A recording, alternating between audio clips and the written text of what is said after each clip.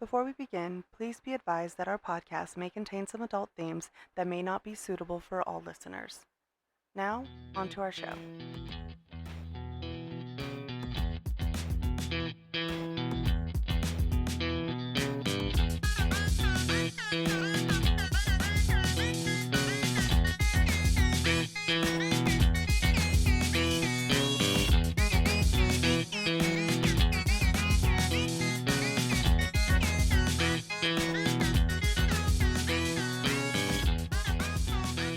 Welcome to the Sippin Saga Society, where we cover history, mysteries, and overall weird-ass shit. My name is Karina, and today we are joined with our bestest friends, Christina and Nevada. Hello, everyone. Hello. Woo! Also, we have just released, this is just like a smidgen of what is it? What do they call it? Housekeeping. We just finally released our our first episode this Thursday on the 4th of July. I was super pumped about that. So I'm hoping that if you've listened to this one, you've listened to that one. And hopefully you've subscribed and let us know what you want to learn about or what you are sipping when you're listening to us. Today I am sipping this little, what am I drinking? This little, hibiscus lemonade, I think. Oh, that sounds really Ooh. good. But I added club soda to it because I like it when things are fizzy. So, what are you sipping today, Tina? So I have two drinks to choose from, and I'm not quite sure which one I'm gonna do. I've been drinking a lot of soda recently, so I've been trying to find something a little bit better. But I got the like prebiotic soda, but I got the Poppy brand, and it's strawberry lemon, or I have peach revival yerba mate. I cannot with the yerba. I can never. What? I know. I know. Do I Karina. No, leave now or like? I you know. still definitely leave now. Do I? I know. Am I kicked out now? No, I just don't love For it. shame.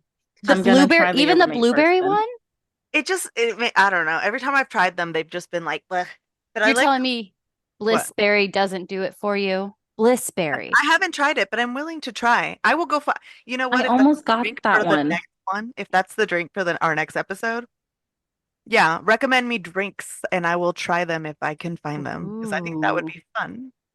I that do love sounds good fun. beverage, but I don't know. Also, this beverage is a little bitter. I just took the first sip. Maybe it's the club soda. It was sweet when I drank it just by itself. Mm. What about you, Nev? What do you sip? Okay, I concocted my own drink tonight with some cacao, some rose petals. I put some cayenne pepper in it, brown sugar, and ground nutmeg. And I'm telling you, orgasmic on the tongue. It's warm. Yum. That So everyone's gonna get a powder mix for Christmas. Oh, a little bit of whole milk too. Just a Just a smidge. smidgen. Just a mm. smidge. So today's episode is about the Radium Girls, and I originally was going to drink, I found alcoholic Mountain Dew, and I was like intrigued. But I've been having a bit of a tummy ache, so I was like, you know what? If I drink alcohol, I will just throw up right now. So I decided against it.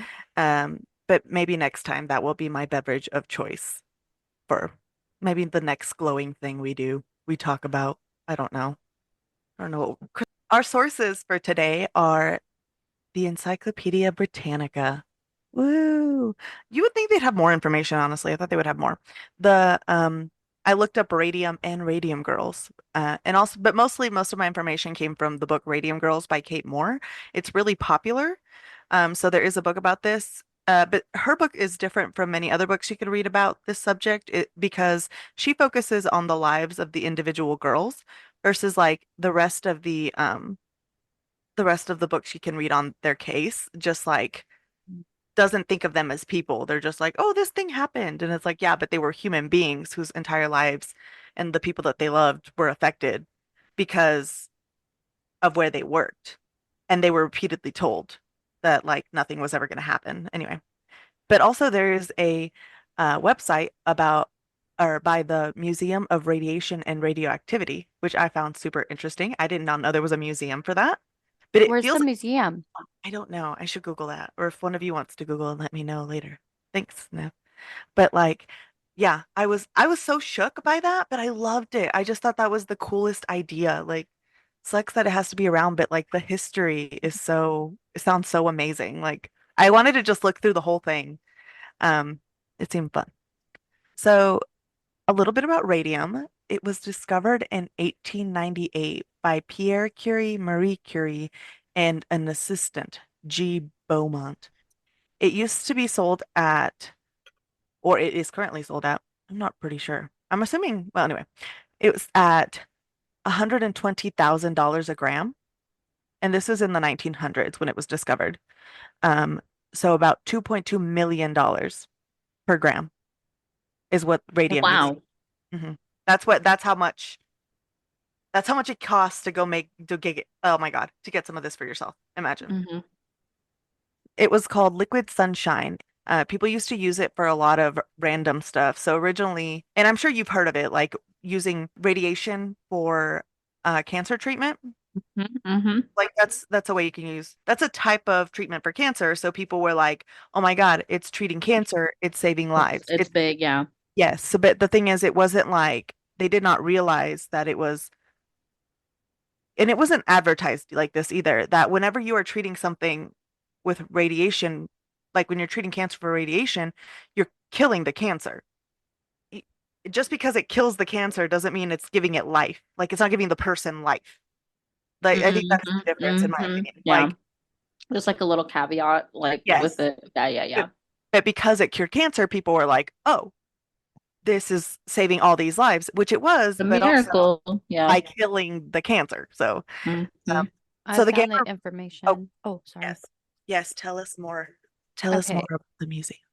So the Museum of Radiation and Radioactivity, I don't think you actually can visit it. You can just look at the stuff online because I can only find the it's under Oak Ridge Associated Universities, but you can't like actually visit. Well, I guess it's at that university, that Maybe it's like associated a university. university, like if you're studying that, you can go in that museum. There's some museums Mm, like that in like France where my brother did neuroscience stuff and like he could go look at the brains because he was a neuroscience student. yeah. That was his area of study, but like the normal layperson who is just going to look at stuff can't just go in there. Yeah, like there's cadaver schools like that where people when they Yeah. die they give their yeah. Okay, but there is a Remembering the Radium Girls, which is in O- Ottawa, Ottawa, Illinois. Ottawa, Illinois. yes. That's one of the places that one of the plants used to be in. Mm. So those are the two big like locations, Orange, New Jersey, and Ottawa. Thank you, Nev. Back to the uses of radium. So the new radiation treatment for cancer was cheaper and more powerful than the other things that were previously used because they used to, instead of using radium, they used to use cobalt 60 and cesium, and the radium was a cheaper alternative, which I was like, damn, Mm. this is super expensive. This was the cheap one. Mm. Yeah.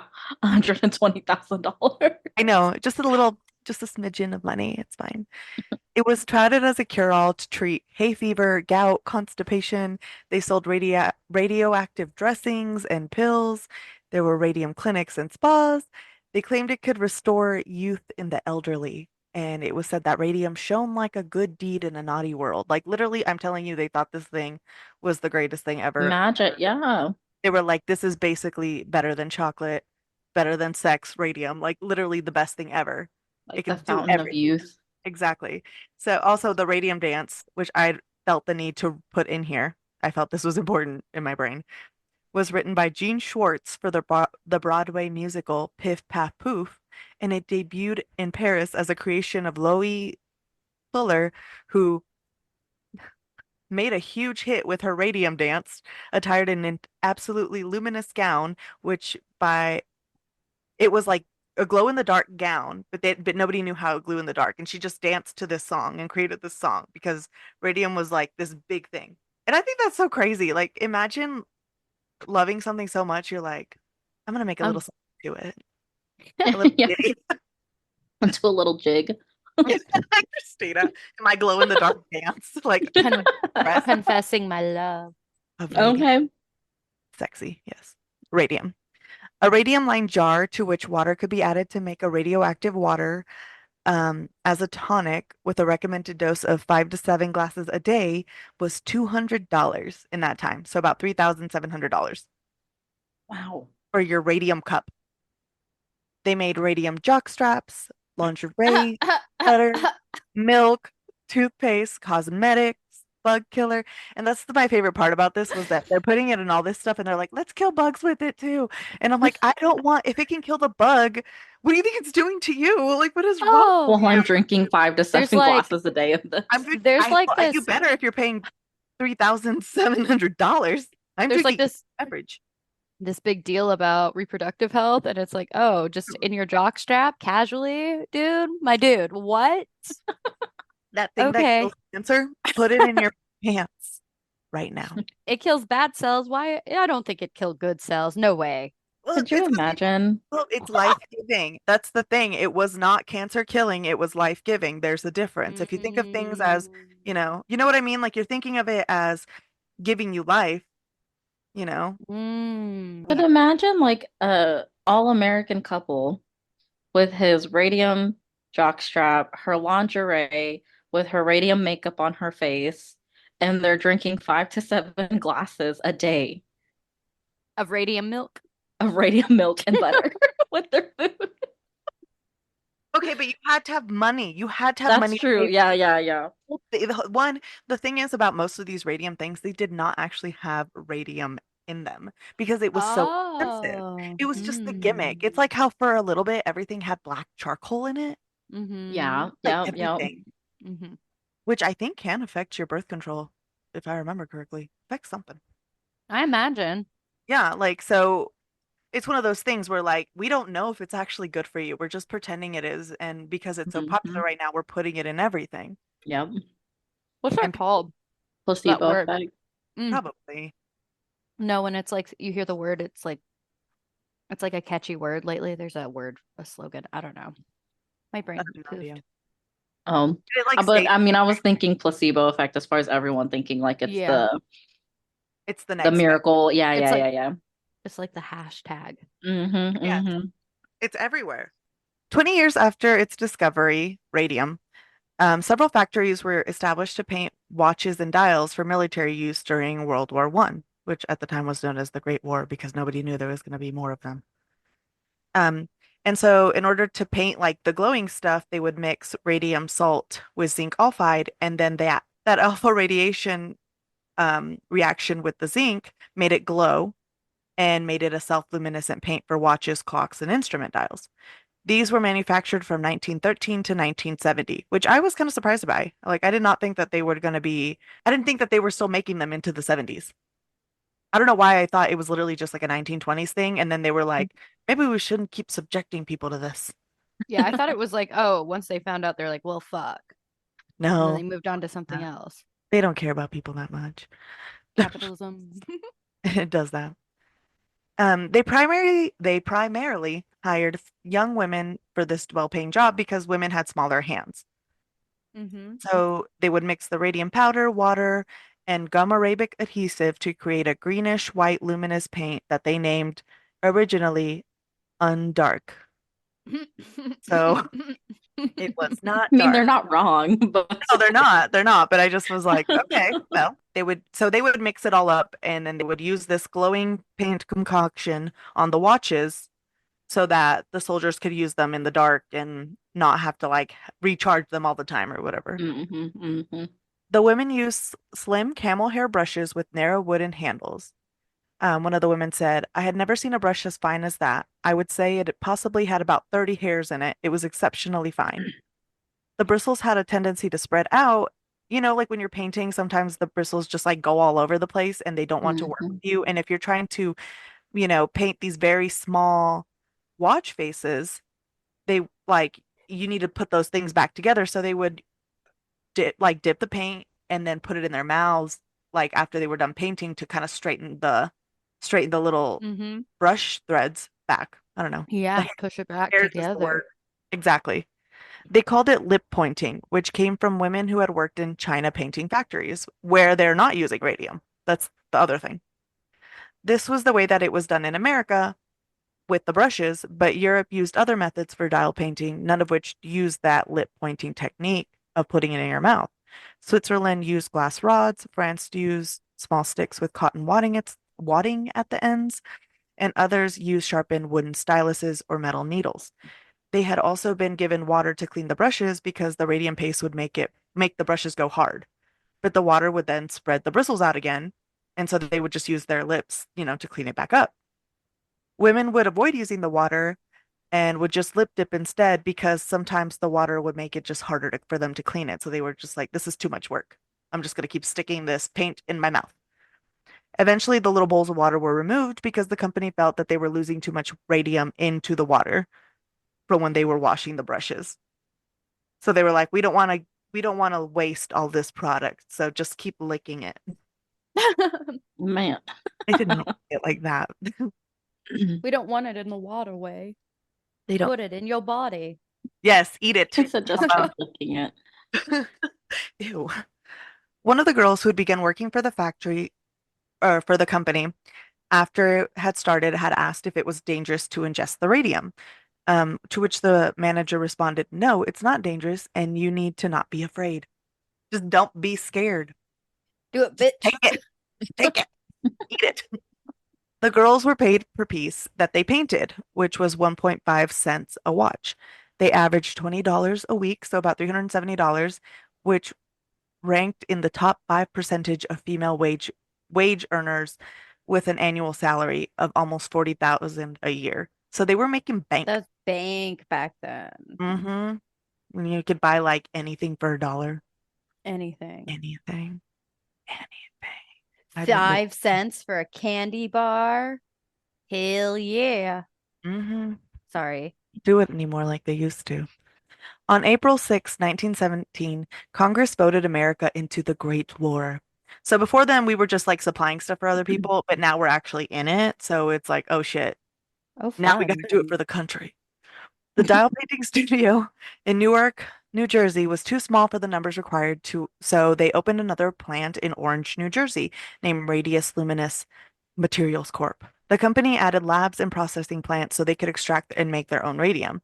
Many people began to work here, not just for the great pay, but also because they wanted to do their service for the war.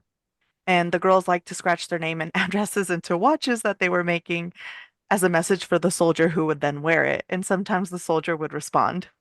So they were like being all That's patriotic. And that's fun. I know. So they would be like, Cindy, phone number. But also, how That's do you call or like that's so much work. Now I'm writing a letter to a stranger. Could you imagine carving that into a watch made of metal? Like, That is a lot of work. That is, a lot of talent. yes, it's so tiny. so Okay. tiny. So tiny. Call me, Barbara, 915, whatever. Like A that girl's address, a girl's gotta do what a girl's gotta do. it's Okay. service to the nation. Truly, we have to support the military, as I'm married to one of them. All of us. Oh my God, yeah, literally. All of us. I was like, wait a minute. I'm Thank just, you for I mean, your service. Yours is still active, but yeah, that is all of true. us. Mine's still out there somewhere. That is kind of funny. Forgot about that part. I'm like, wait a minute, you're right, Christina. Now that Well, you've I pointed sat it out. here and for some reason I almost said you and Nev, and then I was like, wait, Sasha Tina Marie. too. Yeah. I'm glad we figured it out. So the founder of Radium Luminous Materials Corp was Sabin von Sachaki, a 34-year-old doctor who had invented the luminous paint in 1913. He joined Dr. George Willis and founded the company. He was known as one of the greatest authorities on radium, second only to the Curies, who literally made it. Von Sachaki had suffered from radium when he got it into his left index finger. Sorry, Christina's like intensely reading that poppy can. Is it This is gross? really good. I Oh, think I like this better than the Olipop. I did not like Olipop. Good to know. I Good to know. didn't either. Well, I got strawberry lemon, and it tastes like a strawberry like lemonade. Like it's really good. Oh, well, I'm glad it's delicious. Okay, now back to this tragic tale of this Sorry. man getting Yeah, go radium, go go back. getting radium into his left index finger. And so then when he realized he had radium in his hand, he just chopped it off. He chopped the finger off. because But I can't do this. yeah, yes, yes, exactly. He said, not Exactly. me. I am not doing this. You guys can take it. I don't want to. Said, I'm So not your guinea pig. no, and I'm okay. That's the thing. He ran a company where women were using this paint to write on dials, or yes. And so it's like they're literally licking it, and you never at any of that at any point was like, maybe they shouldn't be doing that. Uh-huh. Oh man. Oh, that's sad. Just keep letting them do it. Good for them. Mm-hmm. So yeah, even Pierre Curie, who was like the guy that made it, said he would not care to trust himself in a room with a kilo of pure radium as it would burn all the skin off his body, destroy his eyesight, and probably kill him. None of this was known to the workers or the everyday people. Because remember, everyone's sort of sitting around being like, it is life-giving. It's good Mm-hmm. for you. Mm-hmm. ASMR radium. Like, it's good for your ears. Everyone assumed that the effects of radium were primarily positive because that's what the newspapers and magazines and Broadway musicals were saying. The lab workers at the new plant in Orange were provided protective equipment, including lead-lined aprons and ivory forceps for handling the radium. So the people, the lab workers in the lab handling the radium, were given all of this protective equipment. But the women Uh-huh. painting With were given shit. Like they, care. yes. So in 1921, Von Sashake would write that radium should be handled with only the greatest of precautions. Unless you're a woman, then we don't care. The amount of radium in the paint that the dial painters used was so small that the factory did not think that any precautions needed to be taken to protect the girls. The girls would laugh about the effects of the powder that it had on them. Even nasal discharges on my handkerchief used to be luminous in the dark.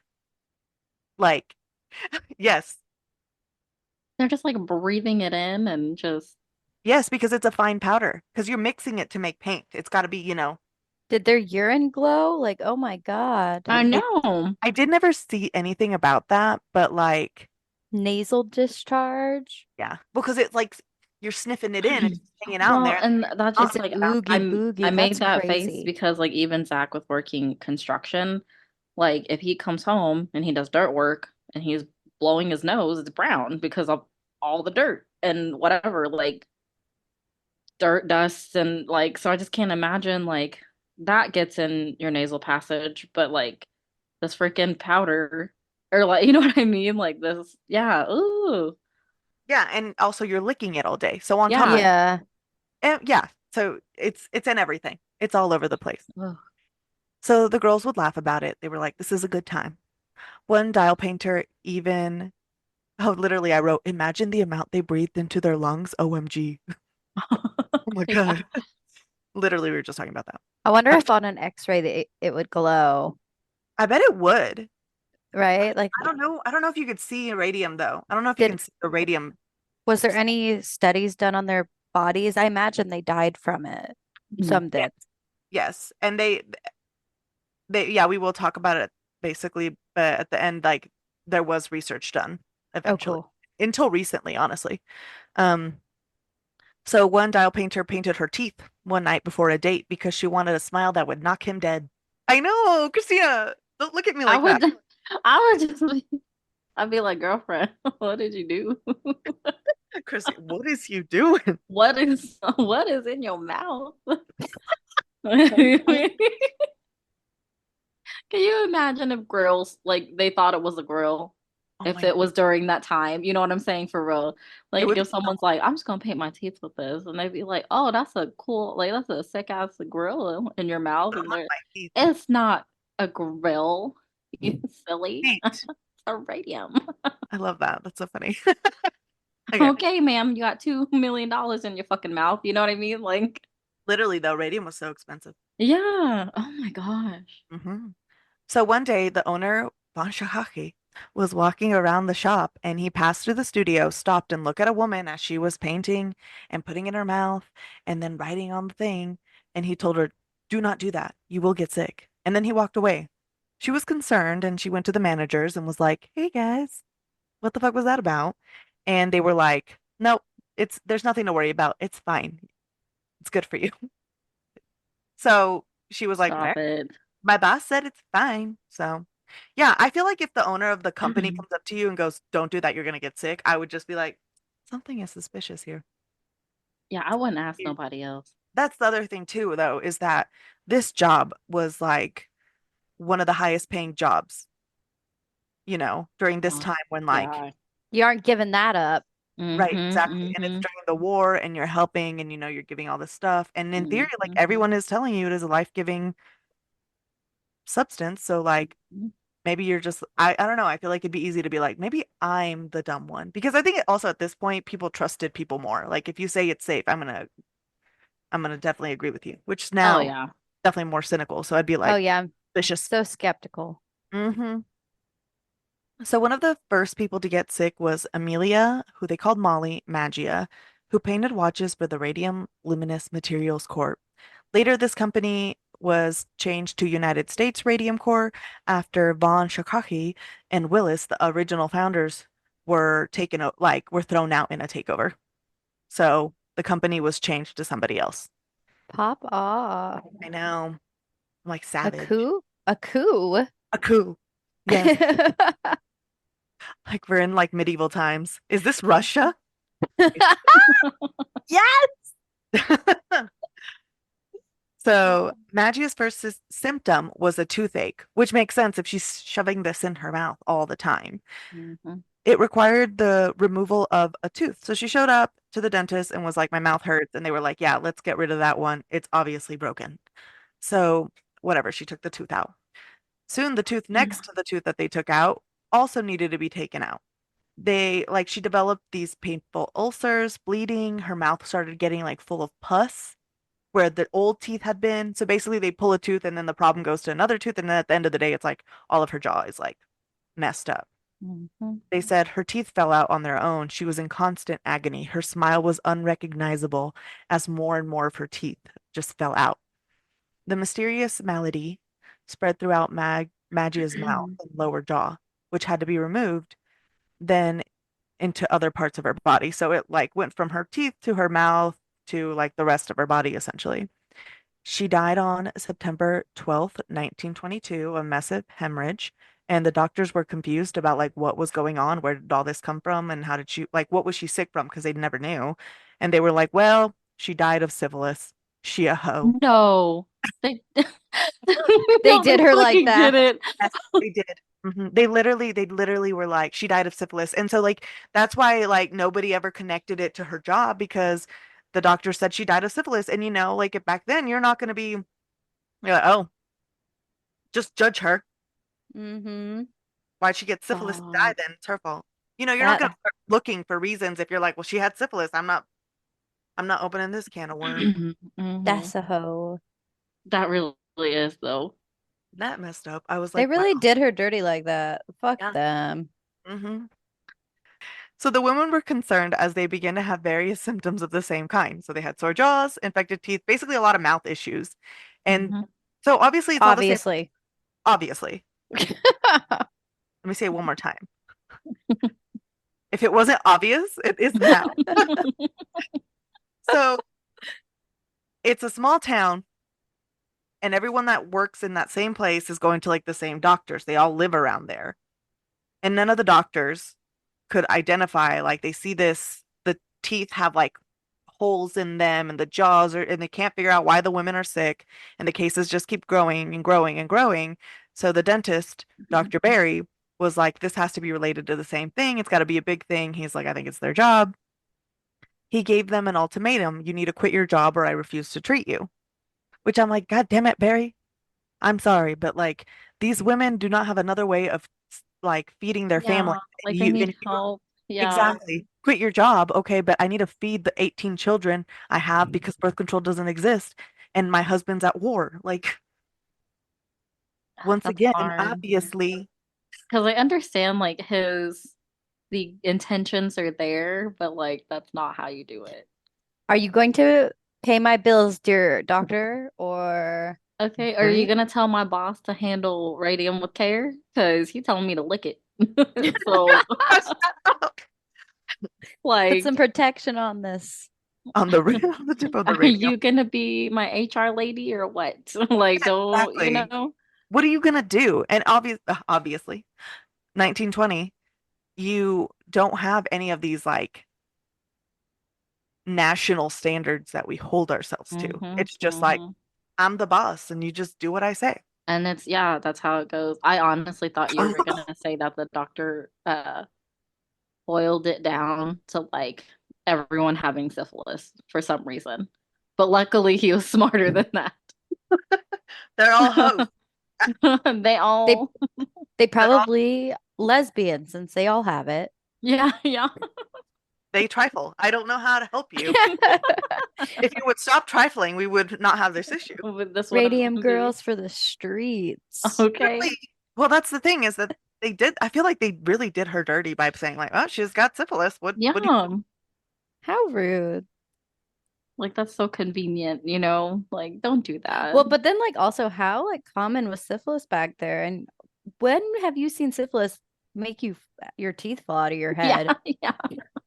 I don't have any idea about syphilis. Maybe I should do research on syphilis later. Let's learn. Does it On make all of the your teeth fall STDs, out of yeah. your mouth? Well, what if it does and I don't have the knowledge, you know? I want to know. But anyway. Hmm. Hmm. Anyway, so okay, so the doctor tells them, you got to quit your job or I'm not taking care of you anymore. But also, Dr. Barry, you don't even know what's wrong with them. So what Yeah. makes you He's like, I had a suspicion. Could you imagine if he didn't know? He was like, I think you're just being doesn't know? overworked, like you're stressed. And then he's like, here, I'm gonna prescribe you radium to make you feel better. He was probably one No.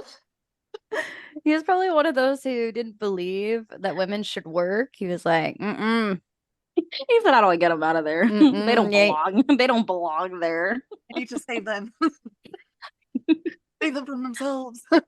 Okay. Okay. Sorry, keep going. So the doctor said that, and then Okay. these uh, threats. Go ahead. okay, so dental defects are the most consistent clinical manifestation of syphilis. It's yeah, so apparently it does. Okay, Oh, well, well, the now more that you know. makes sense. That does make sense. Yeah, now I'm not so judgy. My bad. I take it I back. feel, Fair. Okay. I still feel like they should have done more research into that. Poor, Yes, I Elliot. agree. Well, then, Poor no, girl. okay, it's like everyone knows too. Like, now we really know our sister's a slut. Like, Uh, didn't There was care. like no HIPAA. No, no, they didn't care. So the threats that Dr. Barry was saying to the women went back to the radium company. So in 1924, the radium company wrote to their insurance company saying that people were claiming that working there was dangerous and has caused injury and poor health to workers, as well as advising against working here. So then they said, we do not recognize that there is such a hazard in the occupation. Of We course don't they think wouldn't. so. That's what Radium said to their insurance company. We don't think it's an issue. Supervisors, scientists, and higher ups in the company avoided direct exposure to radium while reassuring the dial workers that it was safe. So they're telling their insurance company, we don't think this is an issue. It's They don't fine. want to pay that premium. Literally, you knew. Yeah. Oh, so fuck. that Mhm. really is. The women knew that their condition wasn't normal, but they felt like they didn't have a lot of options. And at this point, like everyone's been to the same like seven doctors in the area. Nobody can help them, right? So one woman, Hazel Kuzer, went to a doctor in New York City from New Jersey to visit Dr. Theodore Bloom, a prestigious specialist who was amongst the first to use x-rays, which I thought was nifty, for dental Mhm. diagnosis. Which I'm like, yeah, how did they dentist before x-rays? Amazing. I mean, I feel like in this point, being a medical professional is just like, I got this diploma on Wikipedia. I made it myself. I made it in paint. I wrote this by myself. There is no checking anything. You can't trust anybody. I mean, everything had to be by, I mean, how it looked. Everything was made up. You know, yeah. Like, Everything. oh, your tooth look a little funky. I'm You gonna, know, I think I this tooth wrote this is so. certificate outside. Yeah. I studied in alibaba.org and I rode a donkey over here and wrote this out for you. I am trustworthy. Basically, yes. I mean, they put cocaine in everything. So, like, Yeah. Let's Fact. go back to the good old days. no. Where they had cocaine and coke. I'm just saying. But also, back to when they first started using x-rays for dental diagnosis. The family did not have a lot of money, but they also didn't have lots of options, so they decided to go visit this doctor in New York. He had never seen a condition like hers before, and her jawbone seemed moth-eaten. There was holes in it. Dr. Bloom diagnosed her with poisoning from a radioactive substance and told her husband that there was little chance of recovery. So her mom, Grace Vincent, was tired of watching her daughter suffer, and she had nothing to lose at this point because the doctor already told her she's probably going to die soon. Yep. It's not like she's going to lose her job, she's going to die.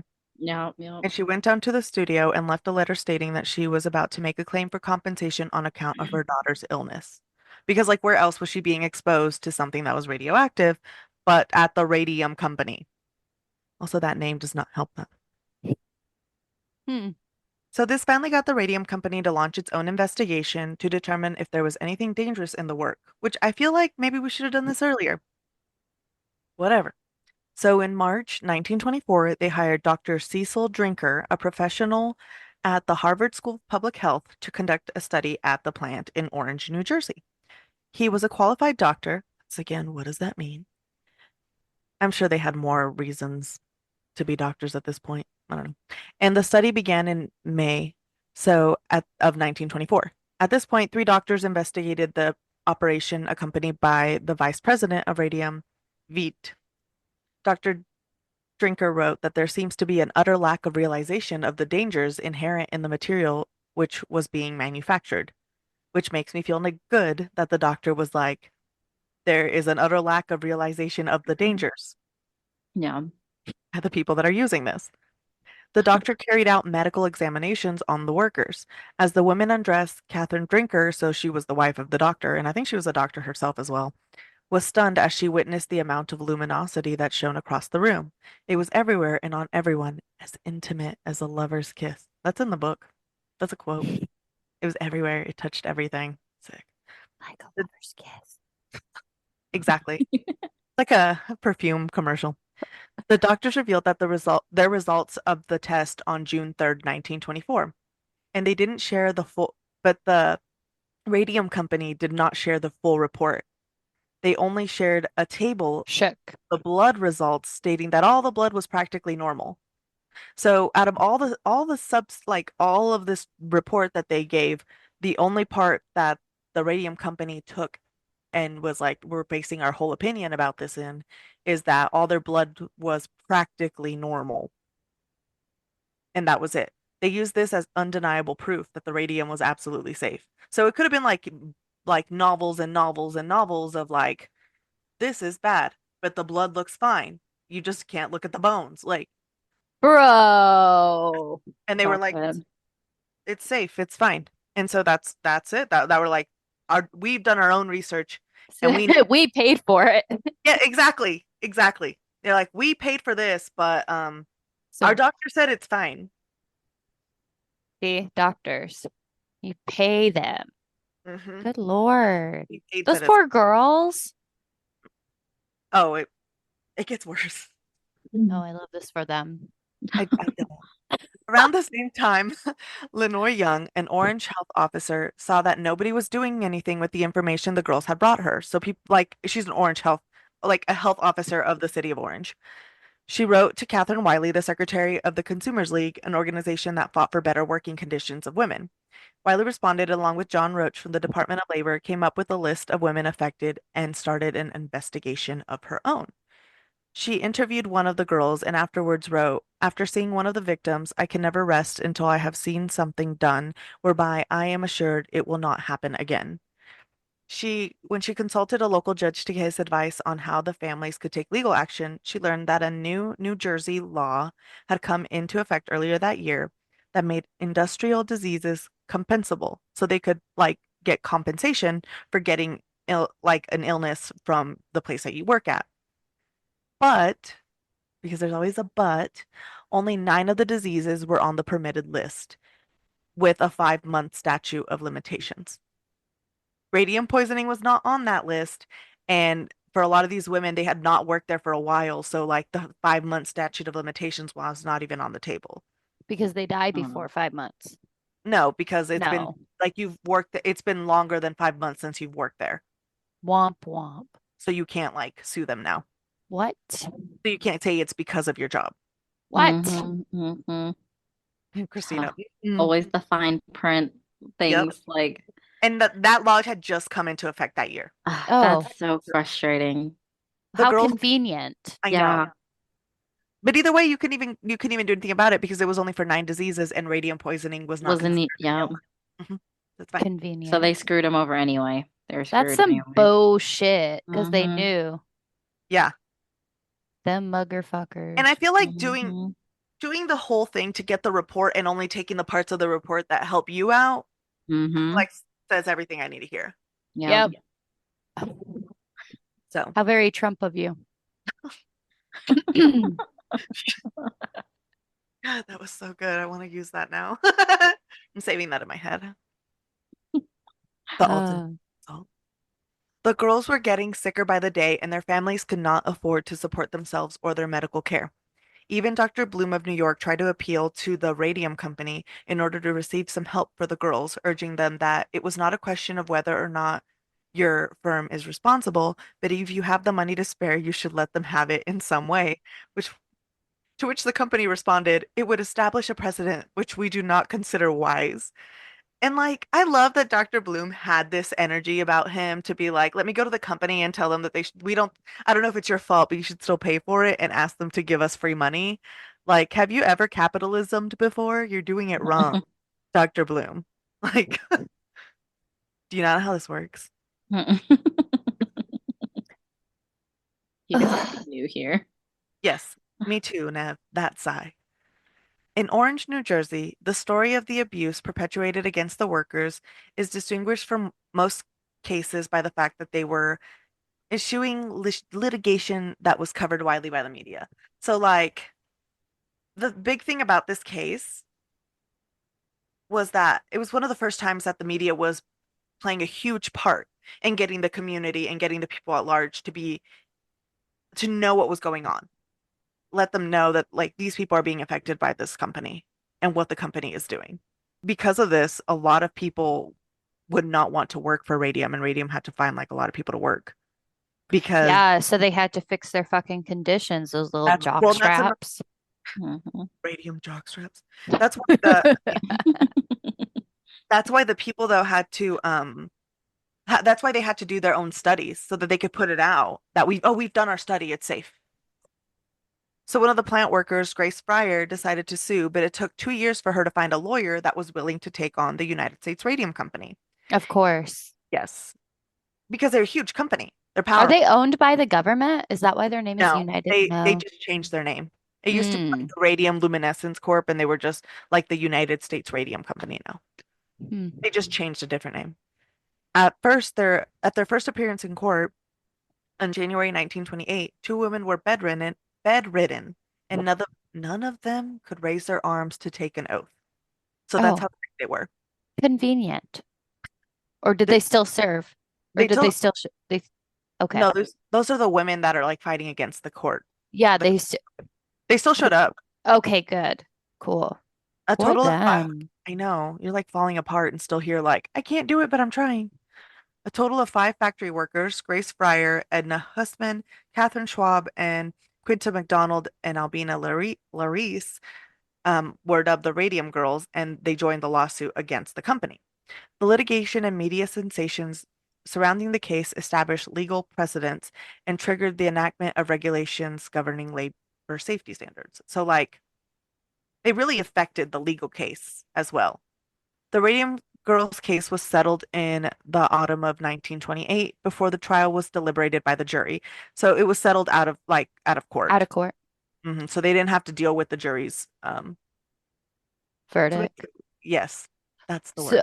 so did they just pay them a lump sum of money or what's up? The settlement for each of the Radium Girls was $10,000, so 177,000, and about 600 per year annuity. Paid $12 a week, so about $200 in 2023 for all their lives while they lived, and all medical and legal expenses incurred would also be paid by the company.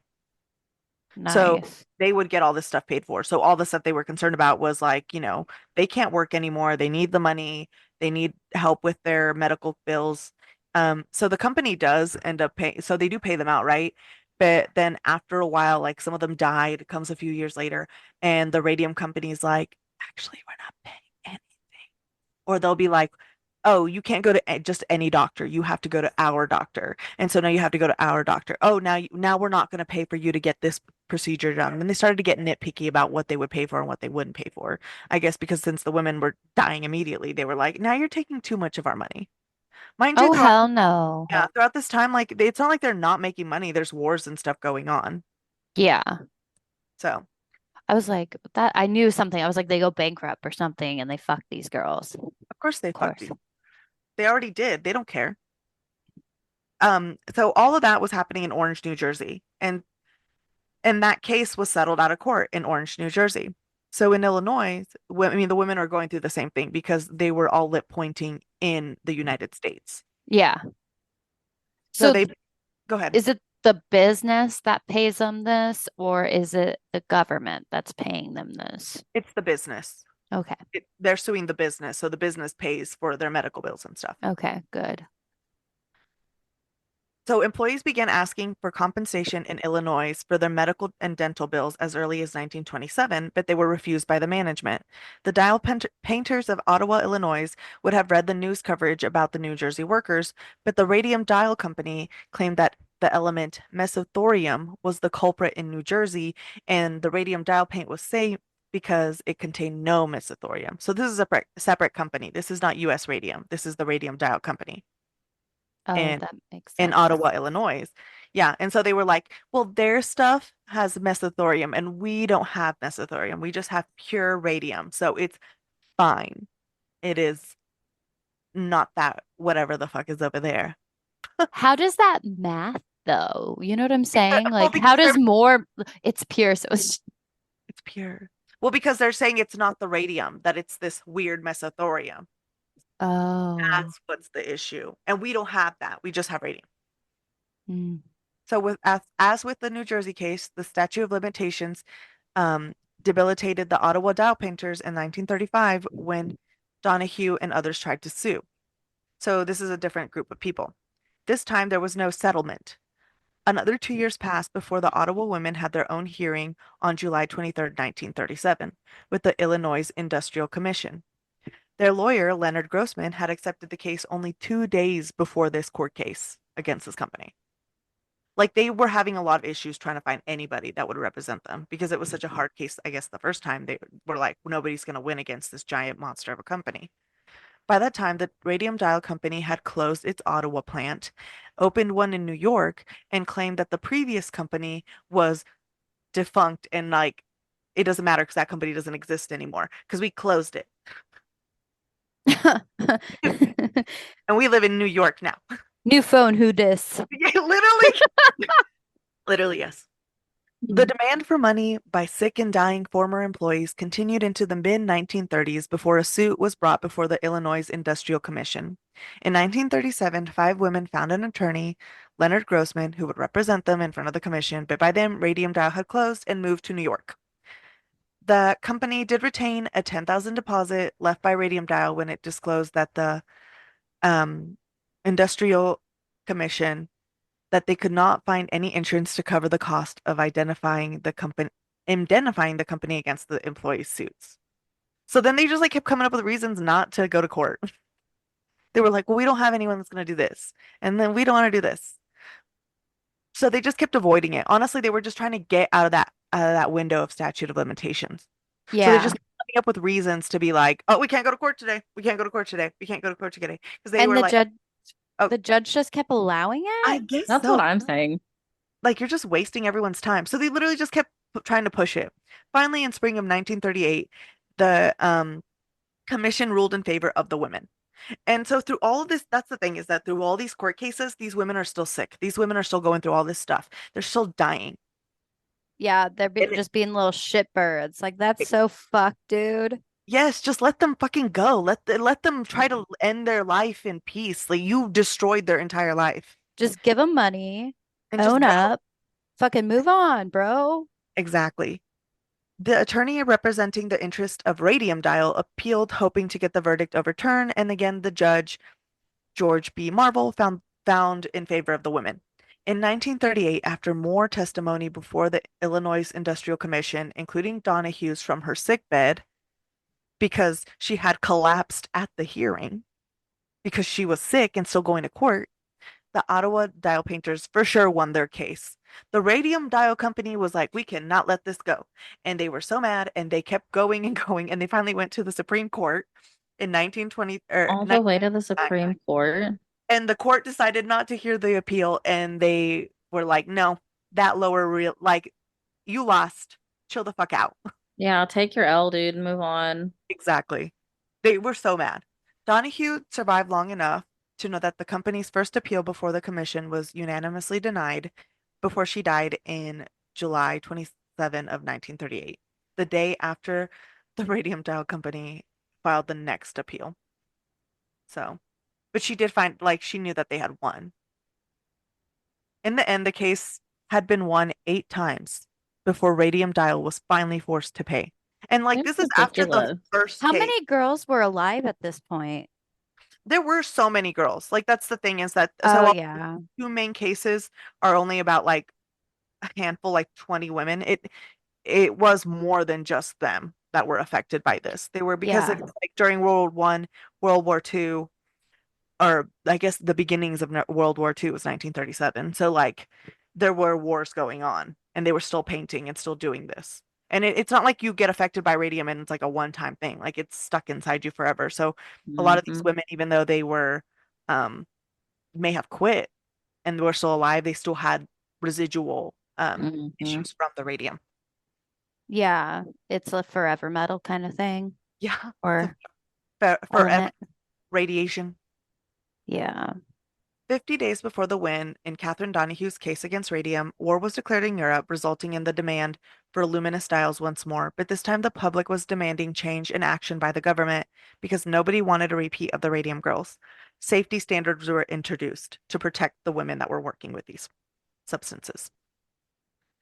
Glenn Seaboard, employed by the Manhattan Project, which worked on the atomic bombs that were used in World War II, correlated the dial painting industry to recognize the risks of those working with radioactive plutonium because he was like, it's a similar issue. It's a radioactive substance. He was the beginning of like him having non-negotiable safety standards for its workers when using those substances. And he used all of the information on the Radium Girls to be like, this is a reason why we should not be allowing people to just work with this stuff. Hmm. The Good for women had been, him. yeah, exactly. He laid down the law. He's like, we can't be skimping on like safety precautions Yeah, and and like here's protecting our why. people. Yes. Hmm. The women had been invaluable in the justification for the intense safety measures on that project. The radium dial painter's agony had alerted the world to the hazards of internal radiation. A prominent example of these hazards was the death of American golfer and industrialist Eben Byers in 1932 after taking large doses of Radiathor, a radioactive patent medicine containing radium, over several years. His illness gathered much publicity and brought the problems of radioactive quack medicines to the public eye. The Wall Street Journal ran a story titled "The Radium Water Worked Fine Until His Jaw Came Off." And Oof. I know. I mean, it worked until it didn't. I mean, yeah, yeah. I guess it did its job. But stories such as the Radium Girls and Eben Meyer's death because he died of radium poisoning went to the public, and due to the public pressure and outrage, the Food and Drug Administration banned most radiation-based medicines in 1932. So yay. Oh my God. Yeah, So in that's a good thing. 1932 they finally banned the radiation-based medicines, and the first case for the radium workers was in 1927. That one was done in 1927. So it took that long for people to be like, maybe we should not be letting people eat this. The legacy of the Radium Girls cannot be understated. Their case was amongst the first in which a company was held responsible for the health and safety of its employees, and it led to various reforms as well as the creation of the U.S. Occupational Safety and Health Administration. Ta-da! Businesses were required to inform employees if they work with dangerous chemicals with processing for safe handling, training, and protection. And workers also have a legal right to see the results of any medical tests. So although we did not cover everything about the Radium Girls, I'd highly recommend that book Mhm. because it had so much information. And I mean, if you were mad, like honestly, if you were mad, because I got mad from me reading this again, um, I highly recommend that book by Kate Moore because she really gives you the stories behind these women.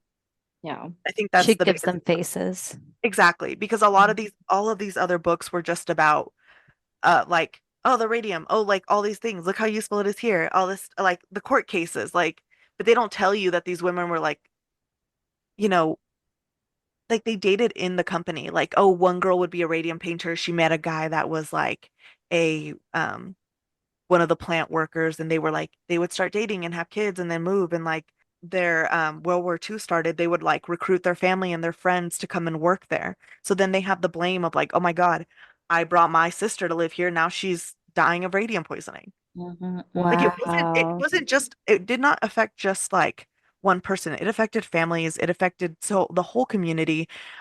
The company used to be in like an old high school, and then that high school was turned into something else. I think it was like a lamb factory or like a butcher or something. And they said that all the food and all the people that would eat from that butcher would like die of like stomach cancer because they were literally working in the radium filled like environment. Mhm. Mhm. So there's so much, there's so many details that I felt like were super like small, but also so big in the effect that the radium had. Mhm. And Yeah, that's the so. and it's not just the effect the radium had on people, but also the company and how the extent to which they went to just not accept any blame and like fuck Mhm. over these women that they had already fucked over for the rest of their lives. And So then try to continue to do in court too. Like, yes, like they're already dying and they're like, let's do more. I Let's be more mean, terrible. It's it made me so mad. I was so mad. I was so mad just doing this all of this research because I was like, what the hell is wrong with you? But then honestly, I was so mad. I remember being so mad and then being like, the government wouldn't do that. They didn't know it was harmful. And then I laughed at myself and was like, haha, yes, they would. yeah, But people yeah. will, like companies will, because it's like Mhm. you're not a person. Yep. So They're just bodies. exactly. I found this book Mhm. so like humanizing and it made me so mad and I loved it and like yes the loss of the Radium Girls and like what they did and how they contributed to not just science but like people every day that are protected by the like by the OSHA, you know, Mhm. like things Mhm. that we get annoyed about. Yeah. I find so like that's so amazing. So they did also do studies on women for a long time after on the people that used to be radium dial painters because they wanted to do, these were like the few people that had firsthand experience on what it was like to be internally radiated, you know, over years. Mhm. Horrifying. Yes. So they did do so they do and the book covers this too. They did do lab work and stuff on these women, but they never gave them the results and never helped them with any of their medical stuff. They were just like using them as guinea pigs. And so a lot of the women were like, "No, I'm over this. I don't want to do this."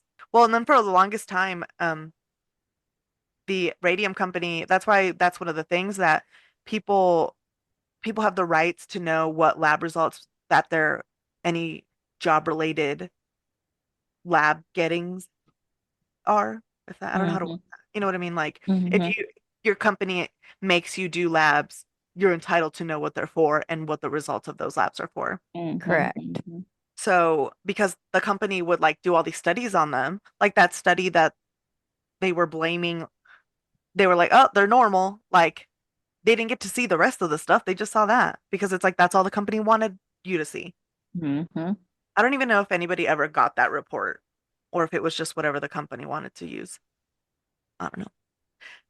But anywho, that is our episode of the Radium Girls. I hope everyone's as traumatized as I was. Yeah. Yeah, for real. I mean, Thank except for the Radium Girls, they were definitely traumatized. oh, those poor girls. Thank you for sharing their Um, dismay with us.